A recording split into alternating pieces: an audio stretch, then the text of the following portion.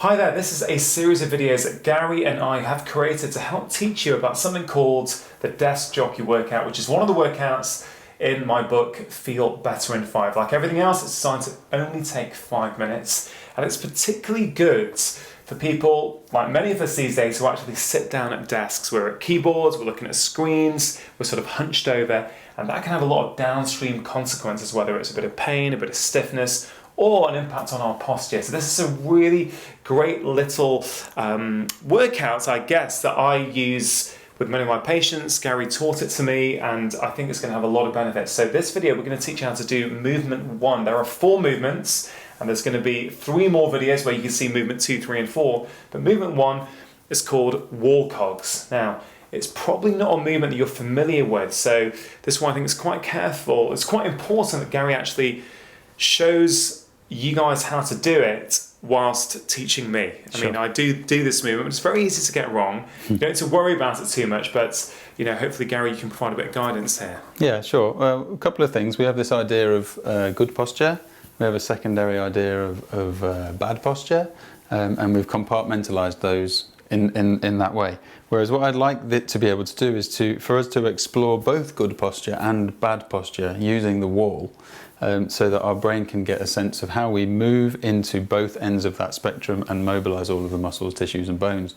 So the wall gives us an opportunity to experience this movement in line with gravity, whereas we normally have a forward head or forward pelvis or something that's pulling us forward and out of that gravitational line. And the cogs is because we're looking at the idea of them operating like cogs on a clock. And so the first cog is your pelvis, and the second cog is your ribcage, and the third cog is your skull. And effectively what we'll do is I'm going to guide you to tilt this cog, and you'll see an opposite movement at this cog and an opposite movement at this cog, and that will create the spinal shape that we're looking to so you just achieve. talk me through. I will just pretend I've never done this before, and you just talk me through it. Yeah, sure. So there's a few stages. The first thing is your feet won't be flat against the wall because you'll feel like that will pitch you forward. So an inch or two forwards, but generally your heels will be under your hip bones. Your back, your bum and your back, upper middle, upper back, and the back of your head will go against the wall. Now, some people will actually find that their head is so far forward, it's a long, long way back. And I think, I must say, that's something probably that I find quite difficult, and it's maybe because I've developed a forward head posture like many people have these days. But you can still do the movement, right? You can still do the movement, and if it's really far forward, you can even use a book to support it, just to create a wall reference for you. So you can see with the lean back that the chin's lifted quite high. So the first thing I'm going to ask you to do is you take this part, the occiput, this lower part of your skull here, and you're going to slide it up the wall. And when that goes upwards against the wall, it will bring the nose down.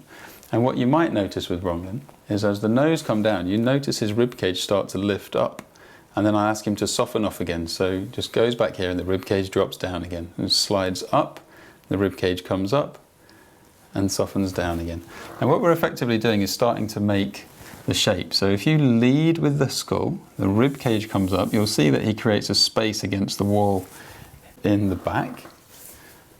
And then soften off again, Ronglin. So the ribs come down. And I want you to go all the way until you flatten your spine against the wall.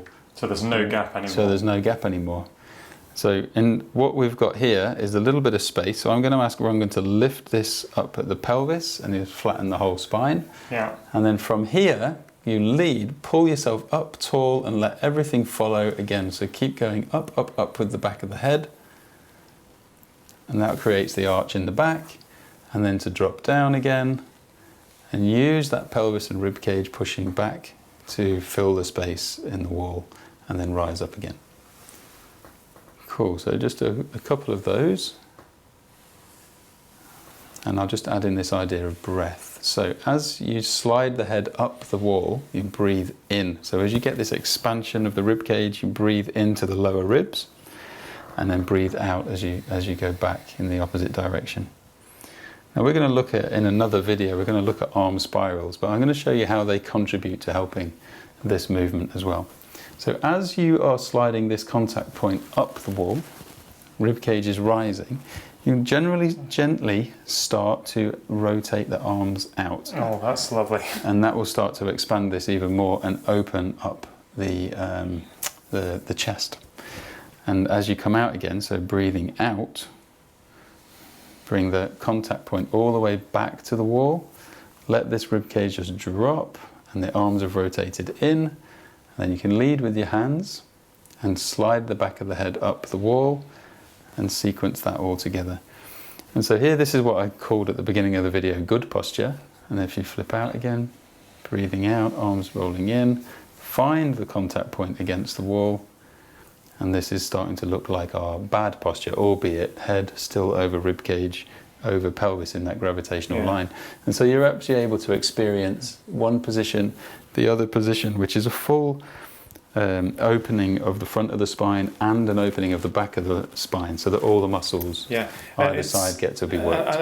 What I'll add, because I learned this a few years ago actually, when I first started studying with you, and it does take a little bit to get your head around this movement. It is quite a foreign movement to what we're used to, but it's worth persevering because you really do feel a really sort of refreshing kind of mobility in your spine and your chest, and you're kind of teaching the optimum way for the various parts of the body to actually move, aren't you? These three cogs, how they should be moving in conjunction with the other ones. Well, they should be moving one on top of the other. That's the biggest challenge that we have. The idea of forward head, that everybody knows about a forward head, but what it does is it brings these three things off axis. So the head comes forward, leaves the hips behind, or pulls the rib cage forward, and no longer can they articulate in this way that they're able to.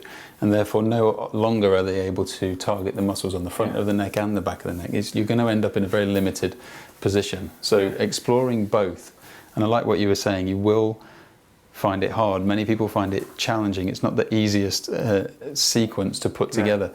But if your head is forward, for the first time you come back and start this movement, it's a brand new experience. Yeah, and it would be easy to give just really simple exercises that are easy, you're sort of familiar with. But I think this one's a very, very important one because it addresses one of the big issues out there, I guess, mobility and posture-wise today. And there's many reasons for that, which we can maybe expand on at another time, or maybe in a podcast. Love to. But it's just something I think that really I've experienced a huge benefit. This one, as well as the other three movements in the Desk Jockey Workout, once you get the hang of it, you can do it in 5 minutes, right? It doesn't take long. You don't need any equipment. No. You don't need to go to a gym. You don't need to buy anything. You don't even need to get changed. I've got many patients actually who do this, particularly ones who are sat down in offices, and hence the name, the Desk Jockey Workouts. They do it at lunchtime, right at the start of their lunch break. They just spend 4 to 5 minutes doing this, and it just almost kind of resets things. And for many people, it can really help with back pain, neck stiffness at the end of the day, and all kinds of other issues. So I'm a big fan. I really encourage you guys to give it a go. I think a lot of the movements come down to this idea of choice. So when I sit at a desk all day long, I'm in a fixed posture all day long, and I choose to sit in that posture all day long, and I then begin to forget all the other choices I've got, the one of standing up tall.